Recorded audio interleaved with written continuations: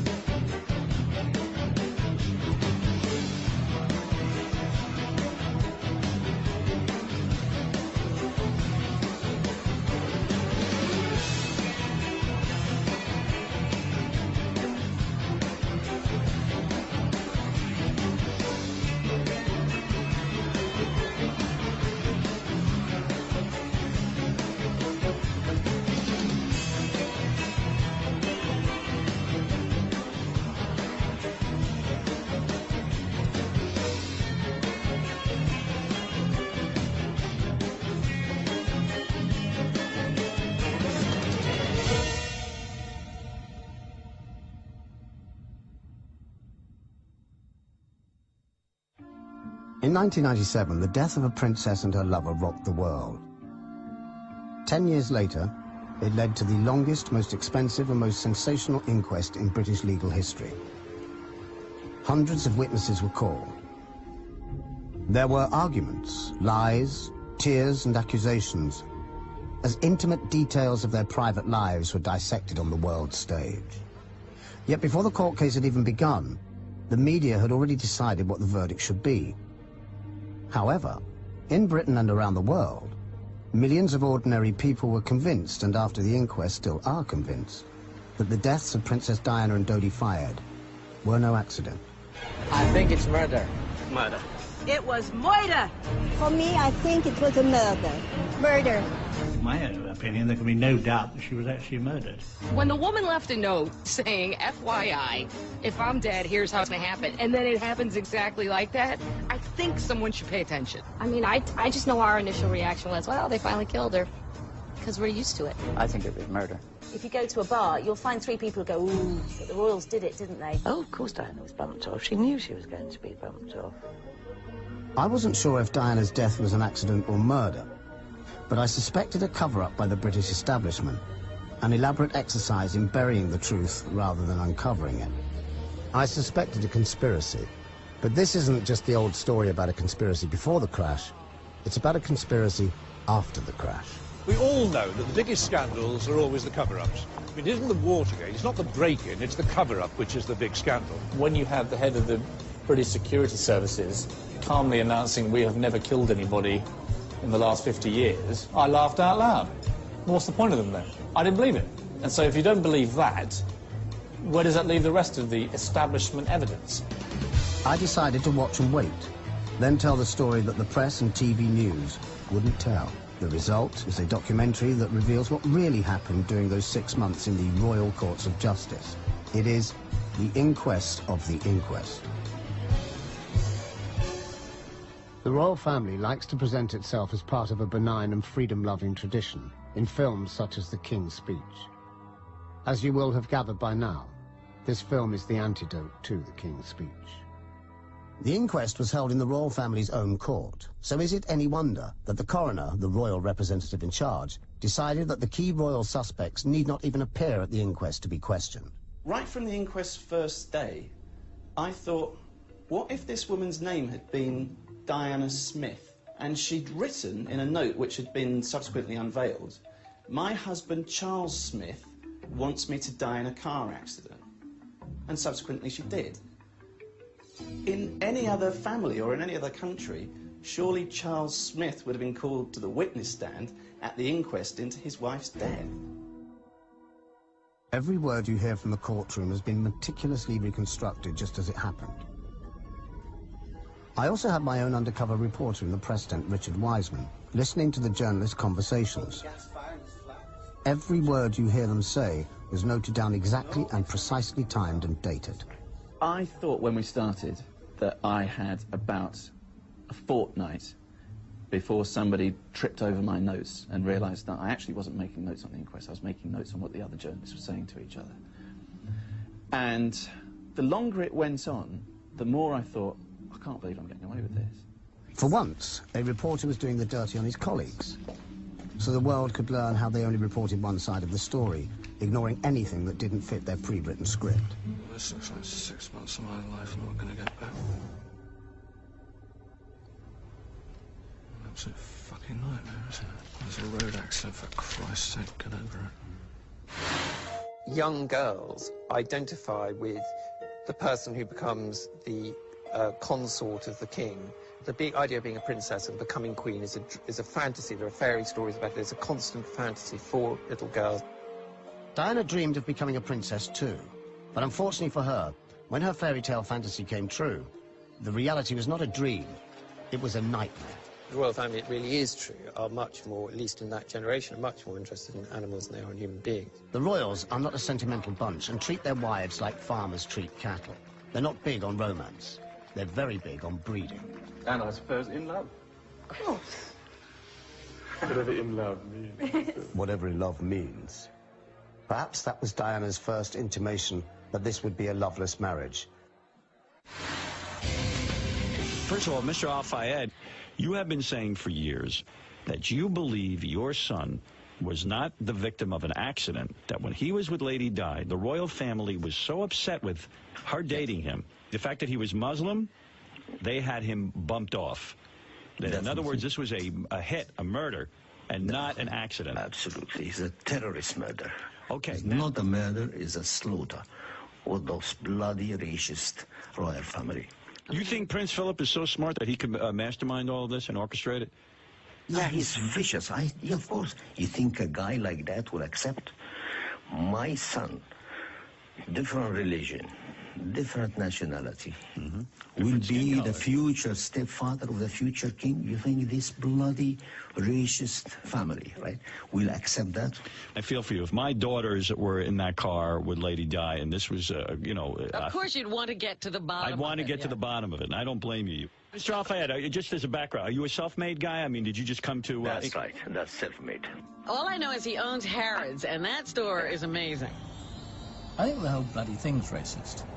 I think that Mohammed, from the day that he came here and had the temerity to bid for the top people's store, has been considered to be some sort of wog, nigger, if you like, who has sort of thrust himself on British society. Born in Alexandria under British colonial rule, Mohammed quickly left behind his humble Egyptian origins, making a fortune as a middleman for British firms in the Middle East, and whilst doing so, becoming a global billionaire. Proving that it's not where you come from that matters, it's where you end up. And he's ended up in a very nice place indeed. Besides having owned Harrods for 25 years, Mohammed Al-Fayed owns the Paris Ritz, a villa in Saint-Tropez, a Scottish castle, and a Tudor mansion on the edge of London. But he chooses to spend much of his time in this tent, so he can be close to the burial place of his son Dodi. He remembers the night of the tragedy all too clearly. Straight away gone to the mortuary to see Dodi, you know. It was a terrible scene, you know, it was so difficult. And everything worked in my mind, that's definitely there. They killed him. You know, and this is the place which he basically lived most of the time. He liked to play polo. This is the whole field which I planted as a forest. I come sometime here, when I'm here, I have breakfast. I sit with him because we believe soul comes out, you know. Maybe his soul watching us and talking to us. Right?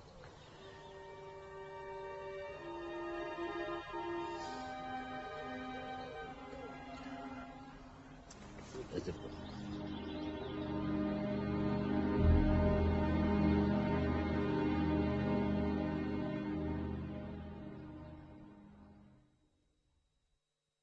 Who knows what fate will produce? Who knows what circumstances will provoke?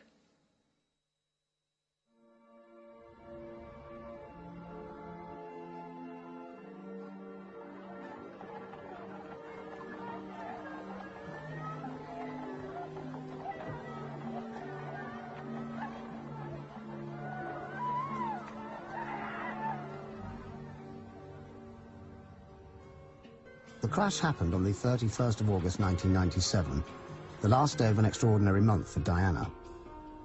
There was the whirlwind romance with Dodi, fevered speculation in the press that she was about to get married, even that she might be pregnant.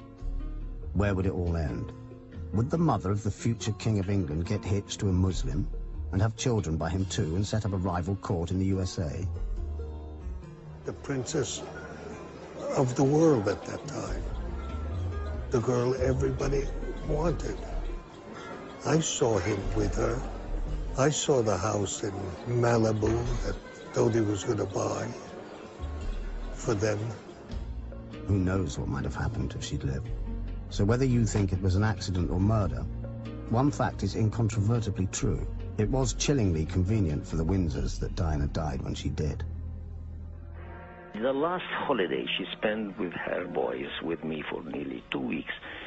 She was worried and she told me exactly what's going to happen to her. So she definitely rocked the boat in an extraordinary fashion, and she's still rocking it. She won't go quietly, that's the problem. I'll fight till the end.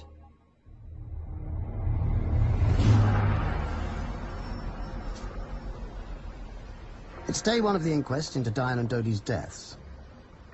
Some say the cause was a drunken driver called Henri Paul.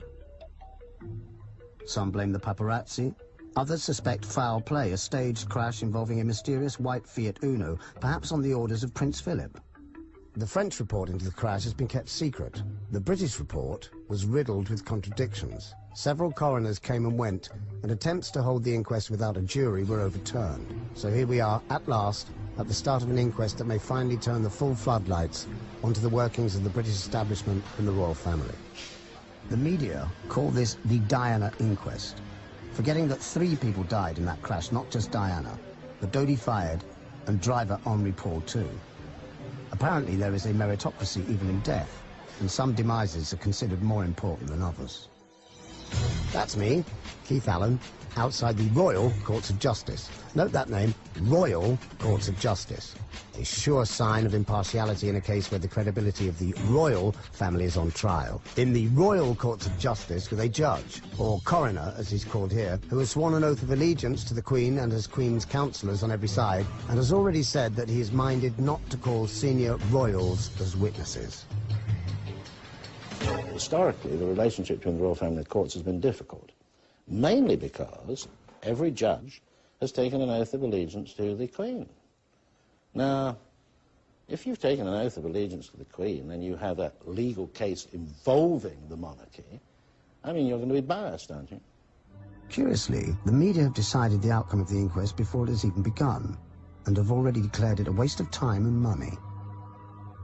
Many media organisations, including the BBC, have even sent their royal reporters to cover it rather than their legal reporters. Our royal correspondent Nicholas Witchell is at the High Court. Nick. Yet Diana was no longer royal at the time of her death, and BBC royal reporters are required to spend their lives shamelessly sucking up to the palace and presenting the Windsors to the public in a favourable light.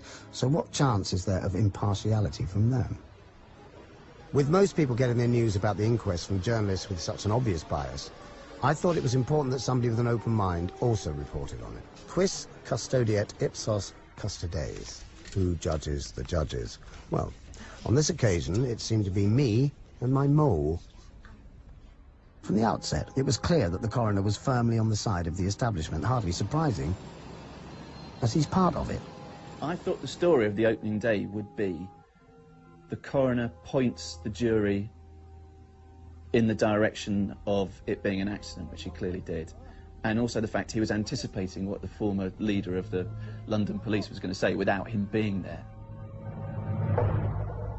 I anticipate that Lord Stevens will give evidence that he was trying to reassure the Pauls that their son had not been as drunk as a pig as had been alleged in some newspapers. Seems to me that the establishment have been talking to each other and squaring their stories before the inquest gets underway. Why aren't the media suspicious? This is really fishy. There's something very odd going on around here. And what makes it all the more odd is that the juiciest bits, the bits that are striking me as being the murkiest of all, aren't being reported anywhere. And it wasn't so much that there was a conspiracy amongst other journalists, that there was an established consensus. And anyone who sort of thought or spoke or wrote outside that consensus were regarded as being odd. This has interesting echoes of The Merchant of Venice. Because if you go back to The Merchant of Venice, I mean, the fundamental point is about Shylock, he's different. He's Jewish in this case, but also Oriental. Despite what I remember being told at school, Shakespeare's Shylock wasn't actually a bad character at all. He was just a foreigner who wanted justice, but was swindled out of it by the Venetian establishment. You know, here's Fayed, the Oriental, going and saying, by the way, I want a fair trial. And they're saying, well, no, just a minute, you know, it's all over. I mean, don't bother, don't be serious. It was an accident, you know, we didn't really mean it. No, he said, I'm coming into court. I'm going to use your judicial system against you. And, of course, he's robbed in court. When you read that, you can also read it as an essay in the way in which the establishment, the Venetian establishment, suddenly find themselves confronted by an outsider who's demanding his rights. He's saying, all I want is justice. Can I have justice, please? You set up all this judicial system. I'd like it, please. And they want to really say, well, it's not for you, you bastard. The point of the inquest is to investigate the suspicious circumstances surrounding the crash. But will it answer these questions? Was it pure coincidence that Diana told many people she would be deliberately killed in a car crash? Why did the CCTV cameras along the route apparently not record anything? Were driver Henri Paul's blood samples tampered with to make him appear wildly drunk, even though he seemed to be sober? Why were Diana's phone calls being bugged by the American Secret Services? And who was driving the white Fiat Uno that may have caused the crash? Poor Diana. All the royals wanted was a brood mare crossed with a clothes horse. Have a little love on a little honeymoon. You got a little dish and you got a little spoon. A little bitty house and a little bitty yard. A little bitty dog and a little bitty car. But it's alright to be a little bitty. A little hometown or a big old city. Might as well share, might as well smile. Life goes on for a little bitty while. Life did indeed go on for a little bitty while, until the brood mare turned out to be a kicker who bolted through the stable door and went to get her oats elsewhere. The establishment didn't want the idea of a future King of England having a Muslim half-brother or sister. There's only one conspiracy theory, as far as I'm concerned, to do the death of Diana, and that is a conspiracy that's grown up that it was an accident. Before a single witness had been called. I think the remaining thing that needs to be done is the jury bailiffs need to be sworn for the journey to Paris. See you in Paris. This is where the jury will gather to retrace Diana and Dodi's final journey. We'll have to be careful not to film the jury, because we could be sent to prison for contempt if we show their faces, even though anyone who bothers to come here can see perfectly well who they are.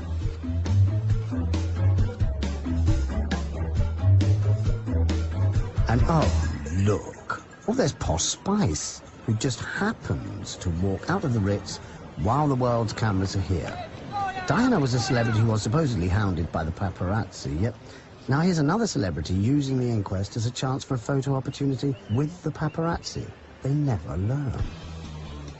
Ah, there's the legal charabanc. This bus is officially a courtroom, we've been told, and must be treated with the same dignity as the royal courts of justice themselves.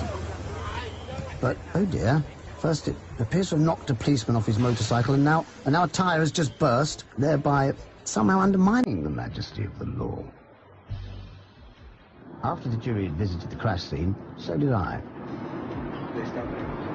Where? Yeah. This is it? Yeah. It was just the tunnel. Yeah, you didn't know? No. As well as endlessly debating whether Dodi might have impregnated Diana, the inquest devoted several weeks to a minute investigation of her periods, contraceptives, and sexual habits.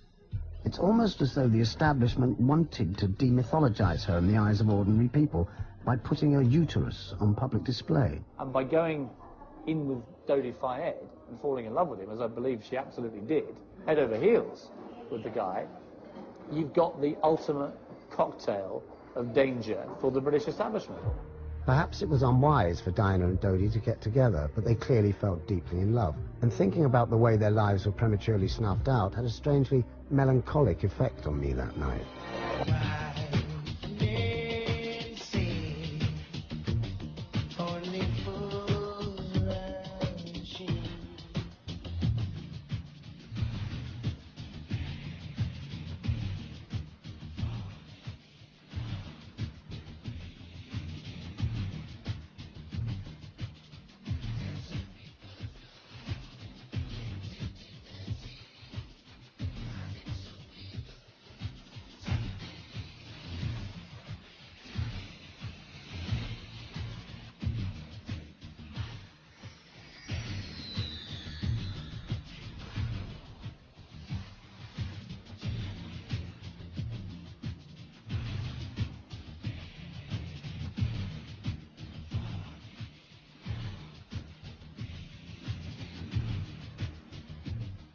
Right from the start, the circumstances surrounding the crash were suspicious.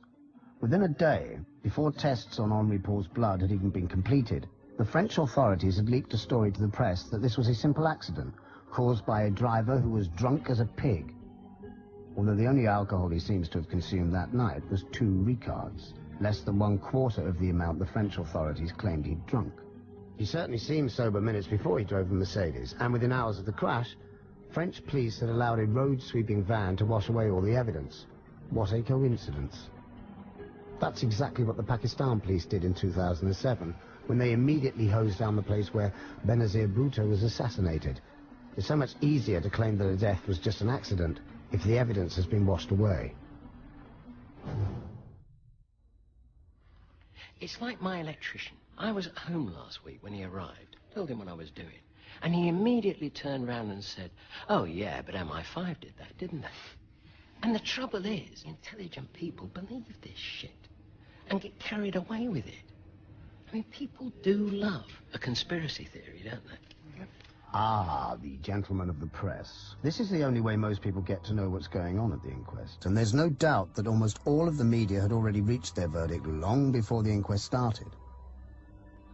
Yet most of the hacks covering it didn't understand the detailed evidence they were hearing, and had no idea of how the establishment was manipulating events behind the scenes and deciding what could and could not be said. The coroner even prevented the jury from knowing about the state of the relationship between Philip and Diana. The prince's letters were redacted, as the court called it, or censored into incomprehensibility, as the rest of us call it. When a close friend of Diana's wanted to tell the inquest about deeply hostile letters that the prince had written to Diana not long before her death, she was forbidden to do so. Initially, I had great hopes for the inquest until I got the gagging order on me. Somebody came in and said, "Oh, you're not allowed to mention the content of the Prince Philip letters." And in effect, it's like having a gagging order slapped on me. The first one was making aspersions on her moral character. It was doubting her faithfulness to Charles before Harry was born. And you just wonder how many people have been paid off in this whole charade. It's not fully transparent. If I've had a gagging order, other people have had a gagging order. Why weren't the press more suspicious? Well, journalists have to answer to their editors, who answer to their proprietors, who all want knighthoods. The upshot being that most journalists are instinctively pro-establishment and are unwilling to accept that the official story about Diana's death just does not make sense. Well, it's difficult to get a man to understand something when his salary depends on him not understanding it. The most daunting aspect was the media attention. And I seemed to be on the front of a newspaper every single day. And the higher the media puts you, place you, is the bigger the drop. Just after midnight on the 31st of August 1997, Diana and Dodi left the Paris Ritz in a Mercedes driven by Henri Paul. Diana sat in the rear right seat. She habitually wore a seatbelt, but on this occasion, she did not put it on.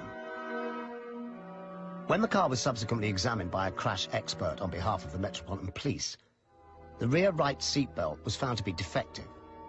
Had it been tampered with? Was this why Diana was not wearing a seatbelt that night? And why was the inquest not told about this? Some of the paparazzi outside the hotel set off in pursuit, but their scooters and motorcycles were unable to keep up with a much more powerful car. Police evidence given at the inquest confirmed that by the time the Mercedes entered the Alma Tunnel, all the pursuing paparazzi had been left far behind. Yet eyewitnesses saw several motorcycles and a white Fiat Uno surrounding the Mercedes and blocking its progress as it entered the tunnel. There was a very bright flash. Then the white Fiat Uno collided with the Mercedes, which lost control and crashed headfirst into a concrete pillar. All the other vehicles have never been identified. And they've certainly been excluded as being paparazzi because there was a very close analysis done of all the known paparazzi who were on duty that night, and they could all be accounted for. So, who was riding those motorcycles? Who was driving the white Fiat Uno? Witnesses saw the Mercedes being closely pursued and surrounded by several motorcycles as it drove into the Alma Tunnel. Now, the jury in their verdict found that following vehicles were guilty of manslaughter. The media read following vehicles and translated into paparazzi. Now, the jury never said that. So the question is, who owned or who was driving the other vehicles, either motorcycle or car? The jury decided that these unidentified drivers had committed a criminal act. So why are neither the French nor British police trying to trace these killers? Do MI6 kill people? Are they allowed to? Sir Richard Dearlove said he was unaware of MI6 ever having assassinated anyone. When you have the head of the British security services calmly announcing we have never killed anybody in the last 50 years, I laughed out loud. What's the point of them then? Now, we've all been to James Bond movies, thanks. We know the security services do a lot of dark stuff. So the idea that we're supposed to believe that in 50 years the British secret agents have never actually killed anyone, I didn't believe it. And so if you don't believe that, where does that leave the rest of the establishment evidence? Of all the lies told to the inquest, the most absurd was that the British Secret Services have never killed anybody. This shameless lie was exposed by Richard Tomlinson, a former MI6 agent, who gave evidence to the inquest by video link from France. He couldn't come to Britain because if he had, he would have been instantly arrested. Tomlinson saw a secret MI6 plan to assassinate a Serbian leader in a car crash in a tunnel by flashing a very bright light into the driver's eyes. At first I just thought it was a joke, and I refused to believe the officer when he told me about it, because he first of all outlined it to me verbally. And then I went back to see him a couple of days later on another matter, and he sort of gave me a copy of he showed me the minute to sort of prove that he hadn't been joking about it. And so I remember that very clearly.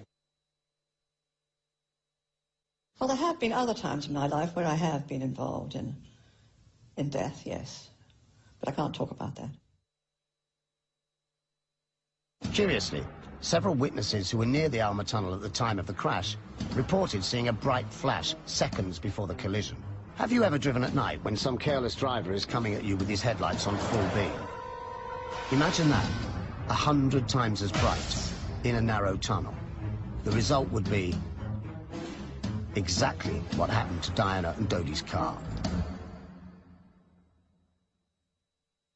I don't think many people would want me to be Queen. Actually, when I say many people, I mean the establishment that I'm married into, because they've decided that I'm a non-starter.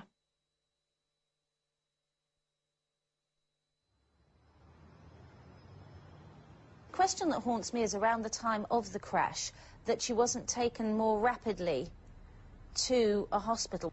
There was a sort of time period that wasn't properly explained about her treatment on the ground. The crash occurred at 12:23 a.m. Dodie and Henri Paul died instantly. The bodyguard, Trevor Rees, was seriously injured. Diana was injured, but was conscious and alert, and had she received prompt hospital treatment, she could well have survived, but she didn't.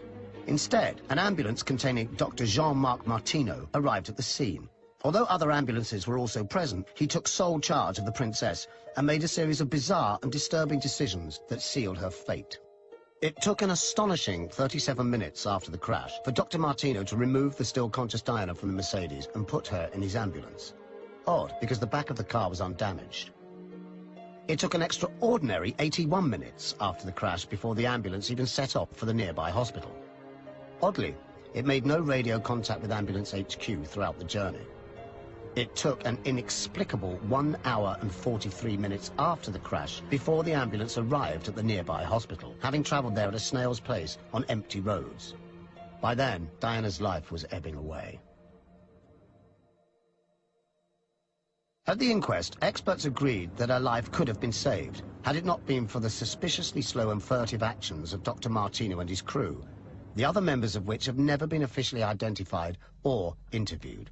There is no dispute that at about 12:26, the emergency services in Paris were notified that there had been a serious car crash. There were 2 dead, 2 seriously injured.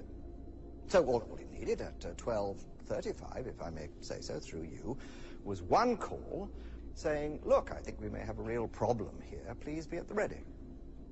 That is precisely the conclusion that we would have put in our report.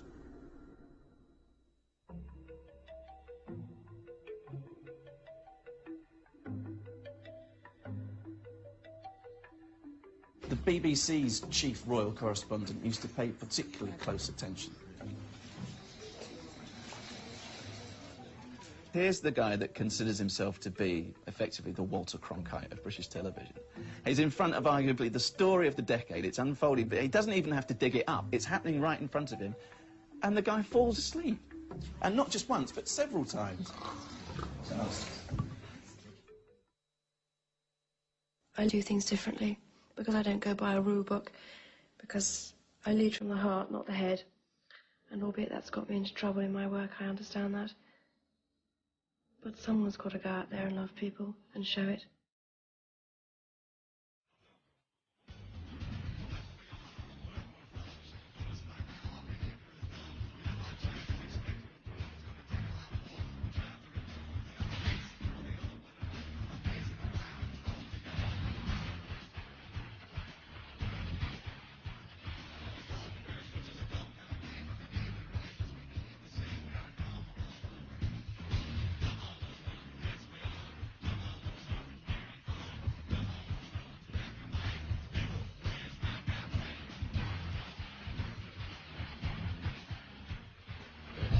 There was a powerful reason why these secret services of Britain, France, and America might have wanted Diana dead.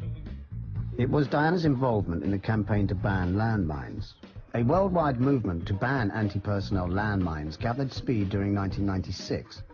To everyone's surprise, even the world's most powerful politician was sympathetic to the ban. To end this carnage, the United States will seek a worldwide agreement as soon as possible to end the use of all anti-personnel landmines. Diana, Princess of Wales, took up the cause with a vengeance. In January 1997, she visited Angola, resulting in the greatest photo opportunity that the landmine campaign had ever had. One down. One down. One shot. Firing. Her involvement caused huge anger amongst governments. In Britain, Government Defence Minister Earl Howe denounced her. 2 newspapers this morning quoting unnamed minister described as a loose cannon. Simone Simmons was with Diana in February 1997 when a government defence minister made a threatening phone call warning the princess to end her involvement with the campaign, otherwise accidents could happen. The phone went in her little lounge and she picked it up and then called me over, and there was a voice that was in the middle of conversation saying, don't meddle in things you know nothing about. Accidents can happen. She went a bit pale. She took it as a threat, and she said that was Nicholas Soames. I don't know his voice, but it was very, very plummy. And she actually used a derogatory term. She said, doesn't he sound like he's talking with a cock in his mouth? Days before she died, Diana made another visit to landmine victims, this time in Bosnia. Again, there was global press coverage, which made her even more of an enemy to many powerful forces in the armaments industry. Diana was certain that her phones were being tapped by the British Secret Services. Every time she'd hear a click, he used to say, boys, time to change the tape. We now know that her calls were also being monitored by the American Secret Services. After years of denial, they finally admitted to having almost 1,200 pages of transcripts, although they refused to make most of them public, claiming it would threaten national security. Her landmine campaign was clearly infuriating the armaments industry, while her love affair with Dodi Fayed was infuriating the royal family and the British establishment. So there were an awful lot of people who wanted Diana and her Muslim lover dead. It's weird that at a time when you know the establishment can think of nothing worse than Dodi Fayed, son of Muhammad, marrying and possibly impregnating Diana, that she's conducting a major international offensive against landmines with all the crippling economic problems that would bring for the British establishment again, and the British government, America. And America. If you add all these to the mix, then if you were ever going to do something dodgy to Diana, that's the time you would do it. She'd become trouble, as she used to say to me. I'm trouble to them. I won't go away. I won't go quietly.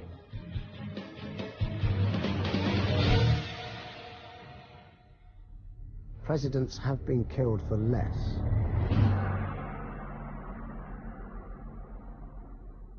I think it was an opportunist killing. Yeah. They had until September the 19th. Why till then? Because that was when the conference was going to take place in Oslo on landmines. Less than 3 weeks after the crash, the key Oslo meeting began. With Diana out of the way, most of the world's press didn't even bother to attend. When they killed Diana on the 31st of August, 19 days later, Bill Clinton was the only Western leader who voted against a ban on landmines. Something he would never have done If she was alive. had he had to look in Diana's eyes. Many investigators believe that this was the real reason Diana was killed. Yet, the coroner barely raised the issue.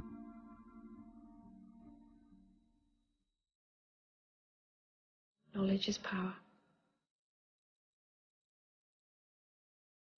In the years before Princess Diana was killed, she told many people that the British establishment was planning to eliminate her. Oh, of course Diana was bumped off. She knew she was going to be bumped off. She always said she's not going to make old bones. Diana had left a note saying that she thought that somebody was going to kill her and that it would be in a car accident. Diana asked her lawyer, told him that she had from a very confidential source in the palace, Prince Philip, planning to get rid of her in a car accident. She wrote this letter to her butler, Paul Burrell, telling him that the royal family were planning her death. Diana said the same thing to her lawyer, Lord Mishcon, who made a note of her prediction. This old British establishment lawyer realized that the note could have devastating consequences for the royal family.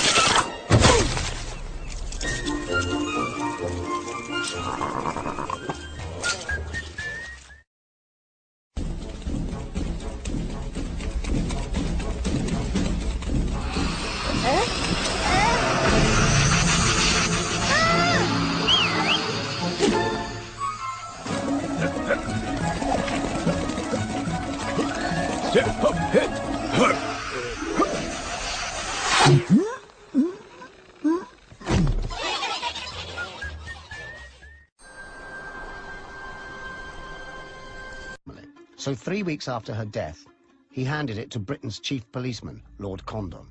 The police chief also realized its significance, so he concealed it and kept it secret for 3 years. The first question, and you've agreed, is there a legal obligation to hand over potentially relevant material? There's an unequivocal answer to that, which is yes. Agree? Yes, I do. That was Britain's top policeman admitting that he broke the law by concealing this devastating evidence. Right. Well, I'm going to make it very plain to you, Lord Condon, that the reason why potentially relevant material was not handed over to the coroner is because you were sitting on it, knowing that something had gone wrong in Paris linked to the activities of British state agencies. You are suggesting, are you, that Lord Condon was part of a criminal conspiracy? Well, I'm suggesting, yes, that he's part of an agreement. That is one of the most serious allegations that could ever be made of someone in my position, and I unequivocally, totally refute it as a blatant lie.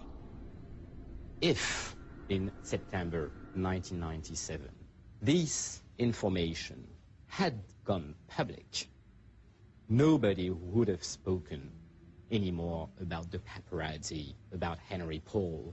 The only thing the whole world would have focused on would have been Diana's fears, Diana's predictions on how she would be killed by the British establishment. In 1995, Diana summarized her fears in a phone call to a producer of this film. If you're a strong woman in my environment, you're a problem. So I'm a hell of a problem. I don't have time, an awful lot of time for hobbies, but keeping alive, one of them. Keeping alive, keeping alive, keeping alive, keeping alive. Sadly, she signally failed in this quest.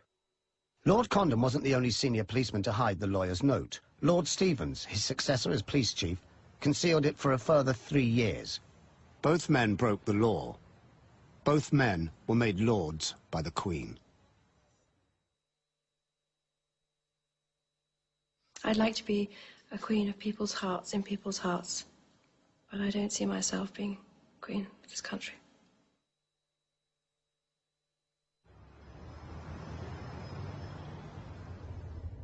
Diana died soon after arrival at the hospital, and although she had been stripped of her royal status in life, in death her corpse mysteriously became royal property.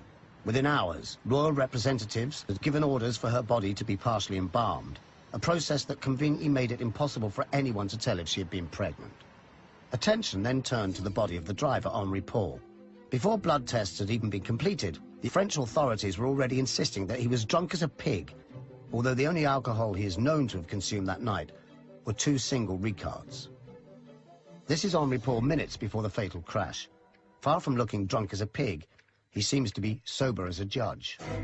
An autopsy was carried out on Henry Paul's body by Professor Dominique Lecomte, a doctor who is notorious in France for covering up medical evidence that is likely to embarrass the state. If her own account is to be believed, she conducted the world's worst autopsy on the corpse of Henry Paul, committing at least 58 basic errors. Every medical expert at the inquest agreed that her results were not only inept, but biologically inexplicable too, and that her report was untruthful. We have Professor Lecomte giving an account of events which, on the face of it, cannot be true. So you are pushing at an open door. There are clear inconsistencies in Professor Lecomte's account. The blood tests carried out by Dr. Pepin were equally unbelievable. We are all agreed that the explanation offered by Dr. Pepin and Professor Lecomte together for carboxyhemoglobin concentrations in the blood samples is implausible and can be discounted. Yes, so one is left with either analytical error or a mystery. Suspicions grew at the inquest that the blood tested by Lecomte and Pepin had not come from Henry Paul at all, not least because it contained lethally high levels of carbon monoxide. Professor, you said you found it astonishing, the similarity. 1.73, 1.74, 1.75. What are you suggesting there? That suggests to you that the results have been cooked, or what? That would be my interpretation. You mentioned that one explanation is that the blood samples didn't, in fact, come from Henry Paul. That's the most obvious explanation, that it isn't actually Henry Paul's blood we're looking at. The idea of a classic switcheroo may sound far-fetched, but every scientist involved in the inquest signed a joint statement saying that the blood test results for Henry Paul were biologically inexplicable. Professor Lecomte and Dr. Pepin refused to attend the inquest, even though as citizens of the European Union, they were legally obliged to. They were protected by the French government, who publicly cited reasons of public order for the refusal. However, it has since emerged that the real reason was the protection of state secrets and the essential interests of the nation. This is the law the Ministry of Justice has used to help and protect Professor Lecomte and Dr. Pépin. So the fact, the legal fact, is that there are state secrets that are protected and that Professor Lecomte and Dr. Pépin know about. In 2006, a team of scientists offered to carry out DNA analysis on some of the samples to determine if the blood really was Henri Paul's. They were told by the French authorities that the samples no longer exist. Well, my husband's side were very busy stopping me. Diana was unstable.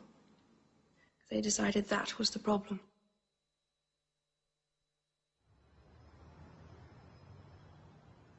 The inquest spent weeks examining Diana's love life in minute detail and considering whether she was pregnant when she died. But why? Whether Diana was pregnant or not, or whether she was actually going to marry Dodi Fayed or not, is not important. It's whether the establishment believed she was pregnant or believed she was going to marry Dodi. That's important. And there's no doubt at that moment the majority of them did believe both those things. What did become clear was that within hours of Diana's death, her body was pumped full of embalming fluid, so no pregnancy tests were possible. And soon after, she had her reproductive organs removed under the watchful eye of the royal coroner. There is a trip, the trip from Paris to 45. How can you embalm a body and very short distance of travel? Why do you think they embalmed her, to hide the pregnancy? Because they had to corrupt the body because she was pregnant. She had to take all her guts. So, was Diana pregnant at the time of her death? We'll never know for sure, because the French and British authorities destroyed the evidence. And the blood tests which were taken when she arrived at the hospital, and which could have confirmed if she had just become pregnant, have mysteriously vanished. But ask yourself this: would the British establishment have allowed Muslim blood to enter the royal lineage? And how far would they be prepared to go to stop it happening? Deep down, we see them now as an establishment that are capable of murder, which is quite serious.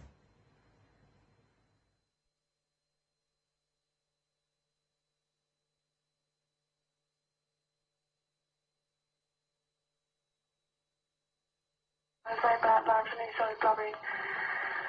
I just felt really sad and full of empty. I thought, bloody hell, what I've done for this bloody family. If you want to be like me, you've got to suffer. Yep, you have to. And then you get what you... Get what you want? No, get what you deserve, perhaps.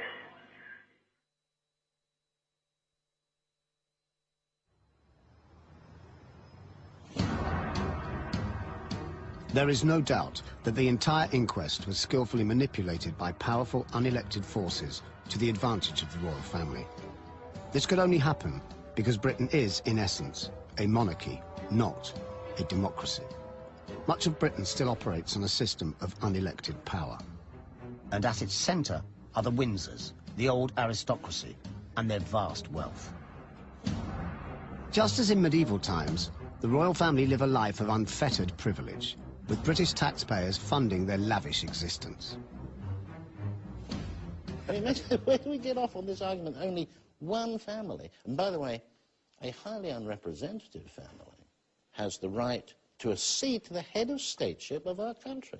Now, I think that is a fundamentally flawed argument, and I don't know how it can be used in the modern world.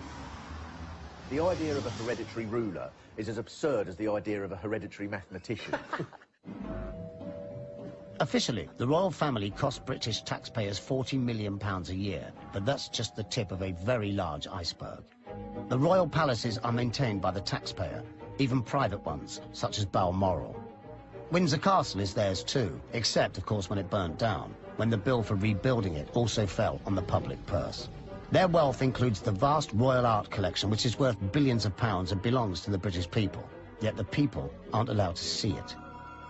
In return, the royal family refused to obey many British laws, such as the 1968 Race Relations Act. As can be seen from this footage, there are very few non-whites in the royal household. Indeed, it is ironic that the ritual ceremony we are now watching is called Trooping the Colour, because as you can observe, there's barely a non-white face to be seen. The royal family are notorious for their racism.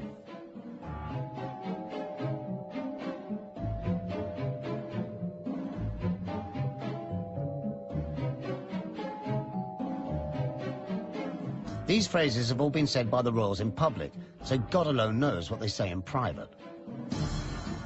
This racism is nothing new.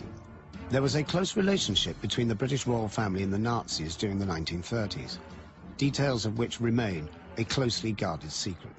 Were you surprised when you started to find out about, specifically, their relationship with high-ranking Nazis? I mean, Philip's especially. I was very surprised when I found out about Philip's sisters and their connection to Hitler. The fact that the Queen Mother and her husband were inclined more towards Hitler in the beginning. So why does Britain still tolerate its racist royal family? The only serious argument that defenders of the monarchy can muster nowadays is that the royals are good for tourism, and even that is suspect. They're not good for tourism. That's what they say. Whenever someone says that, I always think, right, so countries that don't have a royal family then, like Ireland or France or America, no tourists ever go there then. Because tourists would go to the top of the Eiffel Tower, look out and go, oh, I don't know, it's not a bad view, but the lack of a monarch spoiled it somehow. Despite presenting itself as a charming and picturesque relic of the past, the royal family retains a ruthless grip on power in 21st century Britain. It presides over a corrupt and corrosive honours system that keeps tens of thousands of public officials in permanent obedience to the monarchy, all hoping for a knighthood or an OBE in return for a lifetime's loyal service. These are the people who operate Britain's system of government: judges, coroners, civil servants, police chiefs, permanent private secretaries, members of the secret services and privy councillors. When I became a cabinet minister, I was made a privy councillor. You swear that you will protect the Queen from all foreign prelates, potentates and powers, and you will report on colleagues if they're disloyal and so on. And they read it to me, and I said at the end, I didn't agree. And they said, you don't have to agree. So I said, what do you mean? They said, we've administered the oath. Now that phrase, the administration of oaths, which people would have heard, means you're injected with the oath. I've been injected with an oath. The royals don't only use honours and oaths of allegiance to preserve their power. They use intimidation too, as Diana found to her cost. They demand absolute secrecy and loyalty from their subjects, and they stifle dissent. I think of the establishment, our establishment, as a kind of a legal mafia, whose watchword really is the watchword of the real mafia: omerta, silence. That's why many people regard them as gangsters. Gangsters in tiaras. And given Prince Philip's Nazi background, is it really so unthinkable that those at the top of the present-day British establishment might go to any lengths to rid themselves of a turbulent princess? Well, anything good I ever did, nobody ever said a thing. Never said, well done, or was it okay? But if I tripped up, which invariably I did, because I was new at the game, a ton of bricks came down on me. Still, successful producer, Dodie, wasn't he? I mean, what did he ever produce? Fuck all. That's what he produced. Fuck all. He produced his inquest by dying, you know? Successfully getting himself killed. It's just the typical rich man's son, you know? Talentless son of a rich father, then pisses all his dad's money out the wall. You think of that stereotype? And that's Dodie. The media called this the Diana inquest, forgetting that it was also an inquest into the death of Dodi Fayed. In life, Dodi was described by the Duke of Edinburgh as an oily bedhopper. In death, he was dismissed by the press as a worthless playboy. But the inquest revealed these descriptions to be wholly untrue. He loved to make movies. He liked that ability to make movies. That was his chosen profession. The other good thing that came out of the inquest, why it was so successful, is that it cleared Dodi's name. The evidence was overwhelming about the kind of guy he was. Not a playboy, actually. Straightforward, really caring, sensitive, funny man, and not a shit. He was smart, Dodi. He understood everything about his father's profession and his profession. He told me on so many occasions, I want to run a studio. I want to have a studio of my own. Dodi first showed his cinematic talent in 1981 as executive producer of the Oscar-winning film Chariots of Fire. But Chariots of Fire, think of any British movie, have 4 Oscars in the same time. So it's ostensibly a film about a Jew taking on the establishment. That's right. I mean, the racism, you know, again. And this was unbelievable way of thinking that he had the idea. Following the crash in 1997, there was an outpouring of grief for Diana in the press. But the media virtually ignored Mohammed Al Fayed's devastation over the loss of his son, Dodi. I've seen him crying, telling me how he shared a bed with Dodi every day of his life from 2 to 13, after his mother left. When you hear things like that, you know how close they were.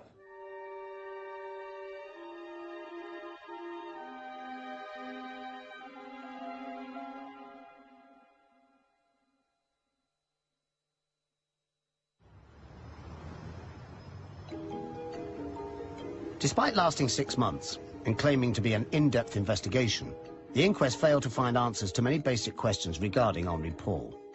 If he really was a chronic alcoholic, this would have been diagnosed during the stringent medical examination he underwent 3 days before the crash, while renewing his pilot's license. But he passed the medical with flying colours. So why wasn't the doctor who gave him a clean bill of health called to the inquest or ever interviewed by the police? Why did Britain's top policeman, Lord Stevens, tell Henri Paul's parents in 2006, in front of other policemen who kept a written record of the conversation, that their son was definitely not drunk? He asserted that Henri was not drunk on the evening of the accident and that he was driving at a lower speed than indicated in the French proceedings. That is totally what Mr. Stevens told us. Yet 6 weeks later, Lord Stevens published a report claiming that Henri Paul was drunk. So, who was lying, Lord Stevens or Lord Stevens? After the crash, the police searched Henri Paul's apartment twice. 2 searches were made of Henri Paul's home by the French police.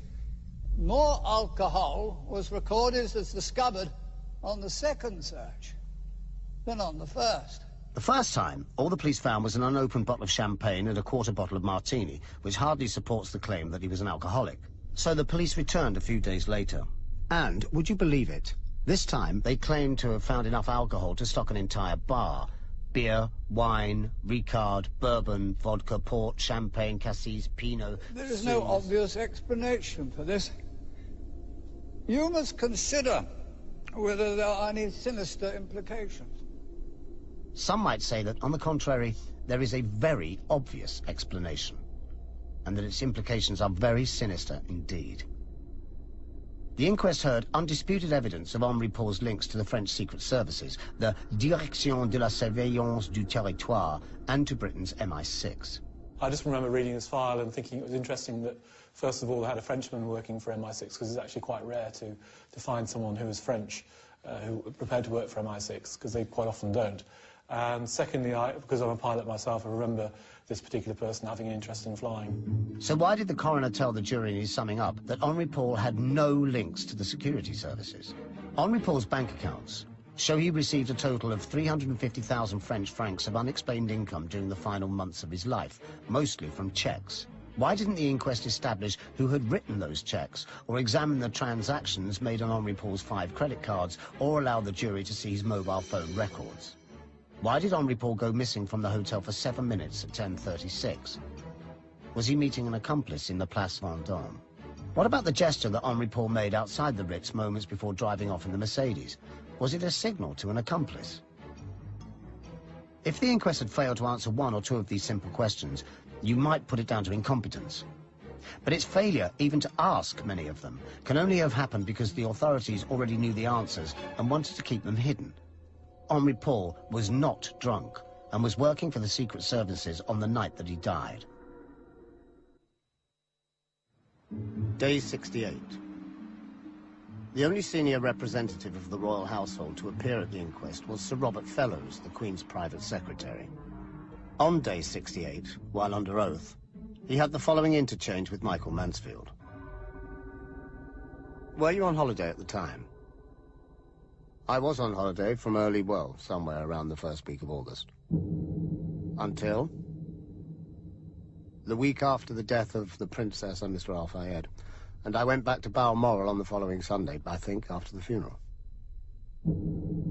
So, would it be fair to say that you were not, in fact, therefore, at the palace or nearby when all of this was happening? I was at the palace, certainly, until the end of July. Fellows unequivocally told the inquest that he was on holiday for the entire period before and after Diana's death, and did not return to work until after her funeral.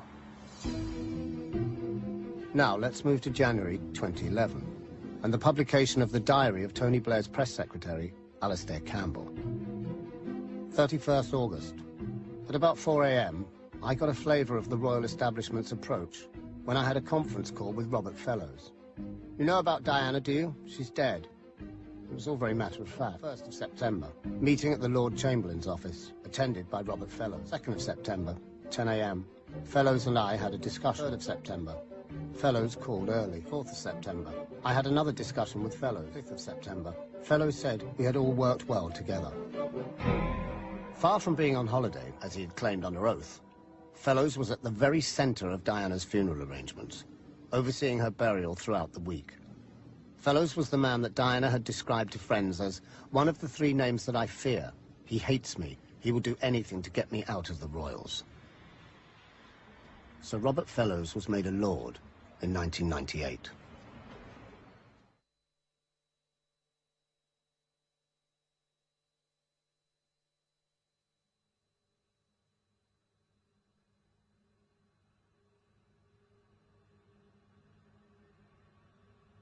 This little boy is called Philip.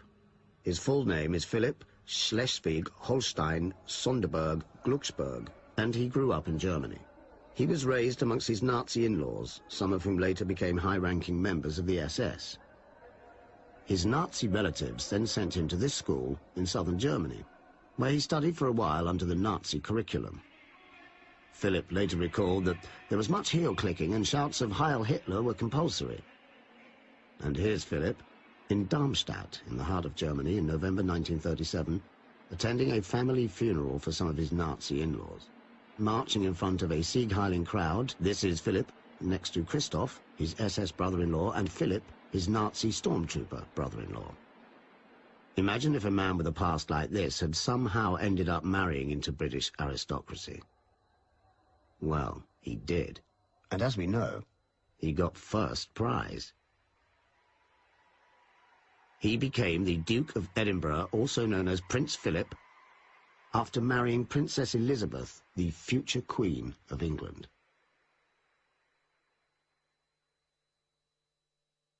British lawyers have warned us of 87 legal issues concerning this film. Several of those warnings concern the following interview. I think Prince Philip is somebody who is devoid of any internal sense of right and wrong. So deep down, he cares nothing about anybody else. He regards everybody else as potentially a threat. He is completely selfish. And that is very like Fred West or any other psychopathic individual. Oliver James is one of Britain's leading clinical psychologists. Yet lawyers told us that we could not include his professional diagnosis of Prince Philip in this film. So we looked for the current medical definition of psychopathy and discovered that most psychopaths are not convicted criminals but function normally in society. We also found that psychopaths tend to gravitate towards highly paid professions, such as the legal profession and, oh dear, us, filmmakers. Queen Elizabeth and Prince Philip have traditionally been presented to the public as role models for the rest of society. But why? Certainly, I mean, Philip's been in half the beds of England, including 2 of his wife's close family. But, Who? Do you want me to say that? Or Yes, go on. Princess Margaret and Princess Alexander. Stop it. I don't think that she was somebody who was a kind of would have wanted to marry a psychopath. I think she must have got a very nasty shock when she found out quite how unpleasant he is. But obviously, being the sort of person she is, she said, well, that's it. You know, I've got to stick with this, and and he's going to shag anything that moves, and I can't do anything about that. That's what they all do anyway, isn't it? Almost everyone has heard rumours about Prince Philip's innumerable extramarital affairs. Yet newspapers have never published full reports, whereas they routinely expose the affairs of pop stars, footballers and other celebrities. Why? Because in Britain, the media dare not challenge the authority of those at the very top. I have a friend of mine who was at a party where he had to observe the disgusting sight of Prince Philip wearing a leather jacket, dancing to a Stones song with his hand halfway up the skirt of some young woman. This is, and that's not an unusual event at all for Prince Philip. He's done that sort of thing many times. This isn't a question of morality. It's a question of media cowardice.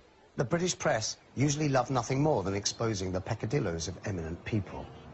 All except senior members of the royal family who are mysteriously exempt. Funny that. You may think that we should have given Prince Philip a right of reply in this film. Well, we did, but he declined our invitation, as did the entire royal family.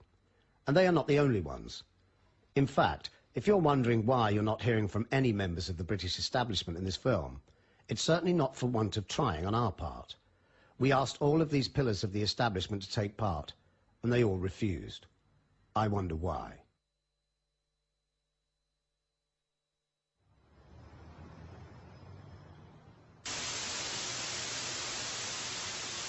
What you are seeing is what the CCTV camera at the entrance to the armour tunnel was recording at the time of the crash. Nothing. Because it was switched off, even though it was usually switched on 24 hours a day. Was that just another coincidence? Or something more sinister? Well, you do ask a good question. You say, how is it that every single traffic camera in that tunnel was switched off or not working? Even though no cameras recorded the crash, it is beyond doubt that a white Fiat Uno collided with Dodi and Diana's car in the tunnel and contributed to their deaths. The French police tried to deny its existence at first, but too many eyewitnesses saw it, and paintwork from a white Fiat Uno was found on the Mercedes, where the two cars had collided. So, who was driving it?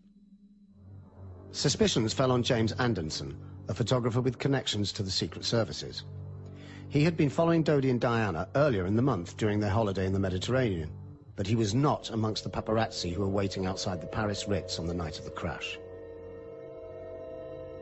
Anderson was a millionaire paparazzo, a very well-known member of the paparazzi on the continent, made a great deal of money out of royal pictures, lived in some style in the French countryside. He told police that he wasn't in Paris on the night of the crash, but gave two completely different accounts of where he had been. His wife and son also gave him contradictory alibis. Privately, he told friends that he had been there in the tunnel in Paris that night. Crucially, Anderson owned a white Fiat Uno. It was said of this Fiat Uno that it was up on chocks and didn't work. Well, that appears to be untrue, too. It was driven many hundreds of miles around the French countryside.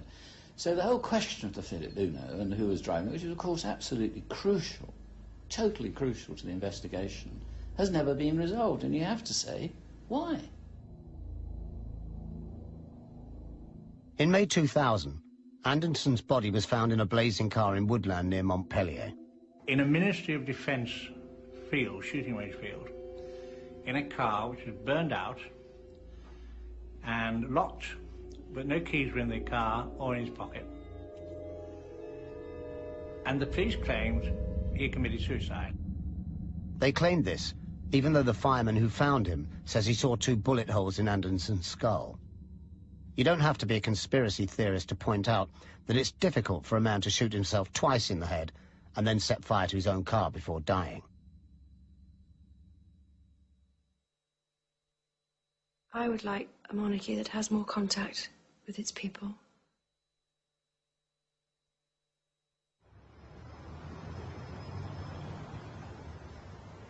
By the end of the inquest, so much suspicious evidence had been heard that the establishment coroner could take no chances.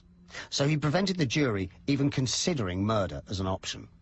His summing up lasted almost 3 days, during which he continually distorted the evidence, ignored much of the eyewitness evidence, and tried to convince the jury that the crash was nothing more than an accident.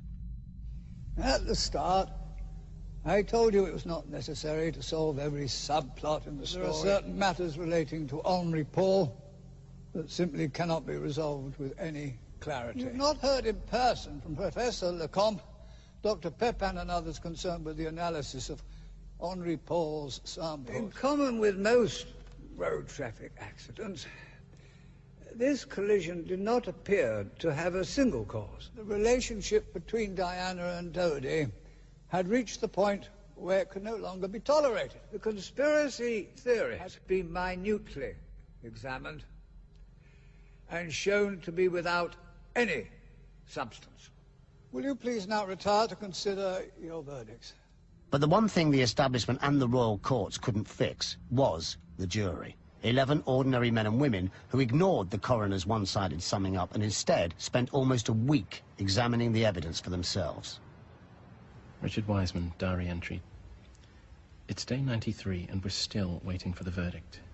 Nobody around me can understand why the jury are taking so long. The hacks all expected a verdict of accidental death to be returned within seconds. Oh, did you see those sandwiches they just took in for the jury? Yeah, I mean, my worry is they look far too good. You know, if they'd given them some curled-up shite, you know, they'd agree by 2, give the verdict by 3 and be home by 4. Fact is, it's becoming painfully obvious that the jury, unlike the press, bothered to listen to the evidence, and they are now analysing it very, very carefully.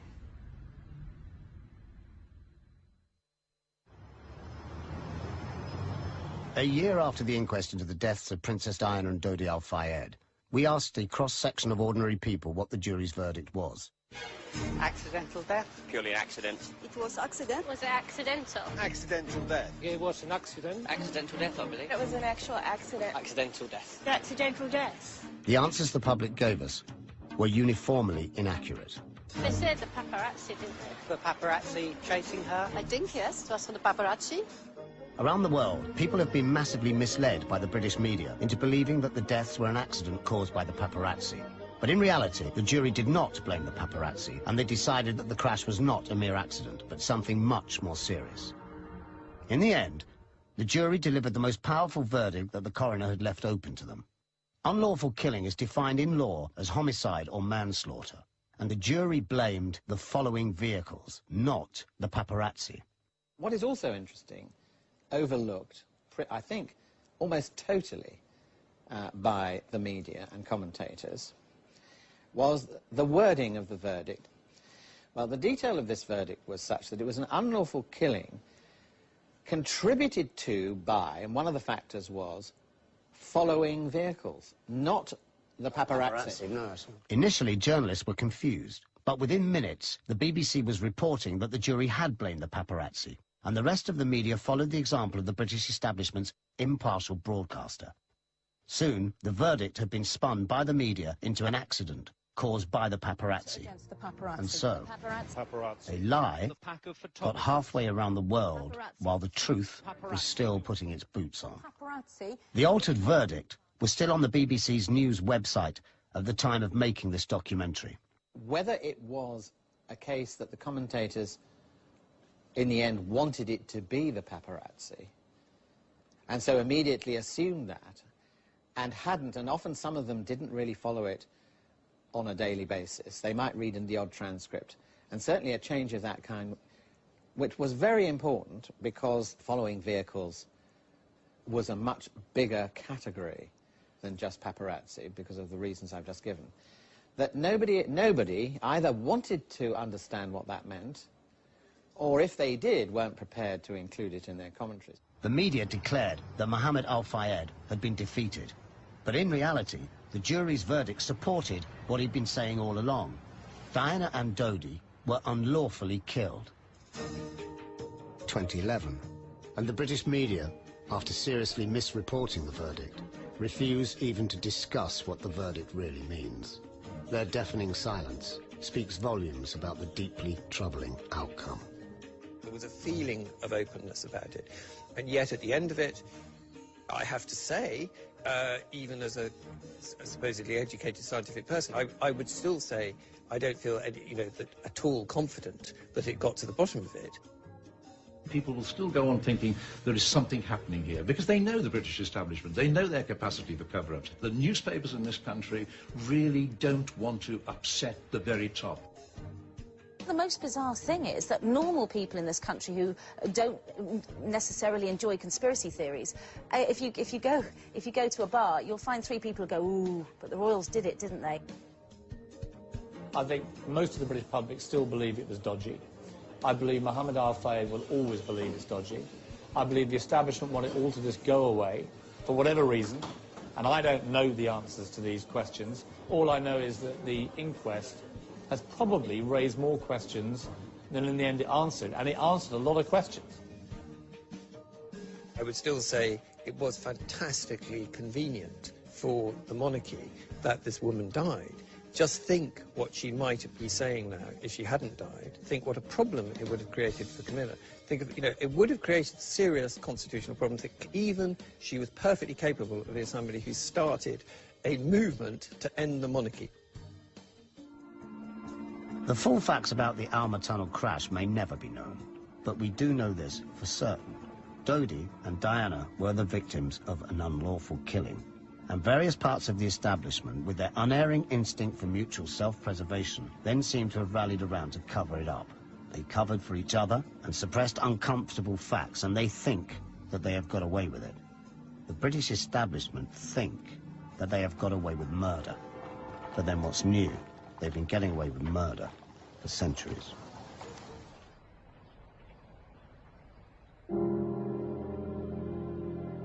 Since the crash, some curious things have happened.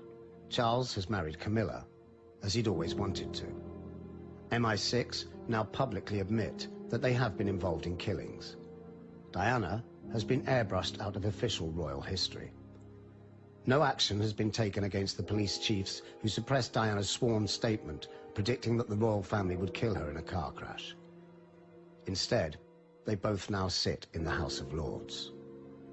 Mohammed Al-Fayed was ordered by Prince Philip to take down the royal warrants that had hung for decades outside Harrods. And shortly before selling the store in 2010, and more in sorrow than in anger, he symbolically burned them in sight of his son's grave. I am destroying this royal crest as a tribute to my son, Dodi. I feel that he is looking down on this today. There was a clear verdict of unlawful killing. So why has nobody been arrested? What is at the core of all this is racism. Powerful people in this country, my country, don't want to hear me talking about Prince Philip's Nazi background, but I have to, because it's just 100% true.